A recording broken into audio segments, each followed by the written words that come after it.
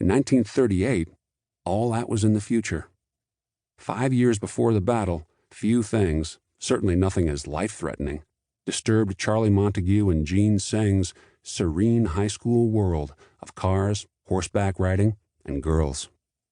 If you wanted Montague or Seng, everyone knew where to find them. Outside Montague's home, working on that old jalopy they nicknamed the Hoopy. Or in Seng's case, wherever girls congregated. The more diplomatic friends called the Hoopy a car, but the term had to be loosely applied. For in truth, it was a work in progress, as if pieced together in the workshop of Dr. Frankenstein.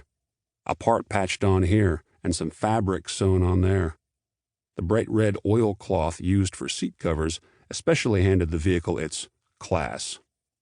Whenever Montague and Seng had a spare moment from homework or chores, they headed to the garage, picked up their tools, and idled glorious hours transforming the 1932 Chevrolet Coupe into a work of art.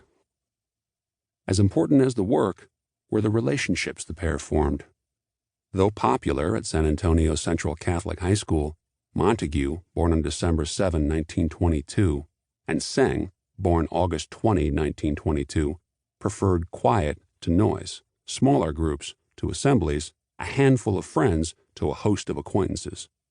That was why they liked each other. Their similarities created a bond that surpassed casual high school ties. They understood each other. They also understood risk. Montague encountered that every time he hopped on a horse and galloped about the sprawling family ranch in Bandera, Texas, 90 miles west of San Antonio. He and Seng faced it every time they turned the ignition of their unfinished jalopy and hazarded one of the local roads.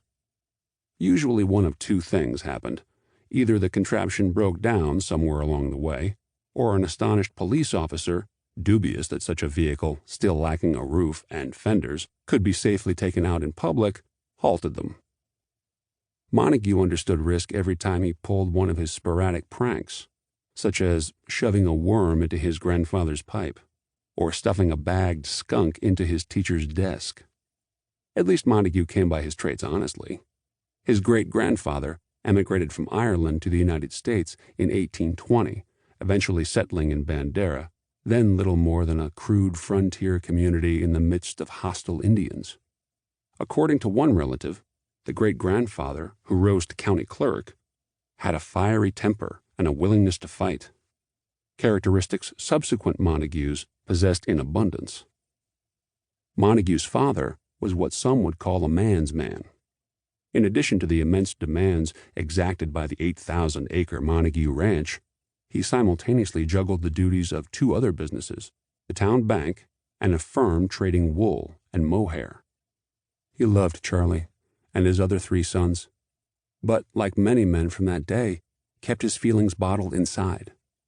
He believed he could better express his affection by establishing rigorous standards and by demanding that his sons strive for them.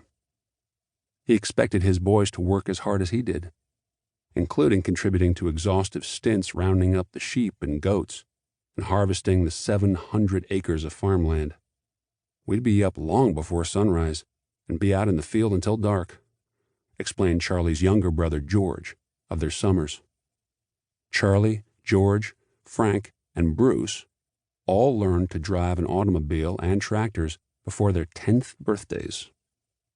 Though the stolid father considered emotional displays a sign of weakness, he beamed with pride whenever one of his boys concluded what he called their rite of passage into manhood.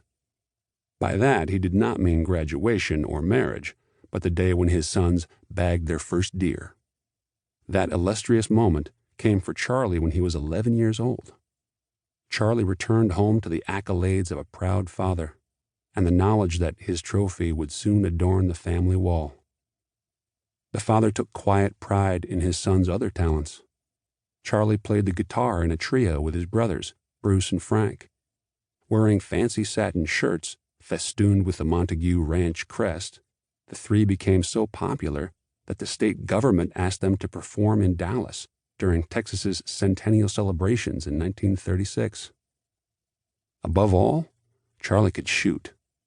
Living on a ranch with a myriad of wild animals, The boys knew how to handle a rifle, but Charlie outclassed them all. He beamed when a local judge declared him the best shooter in the county,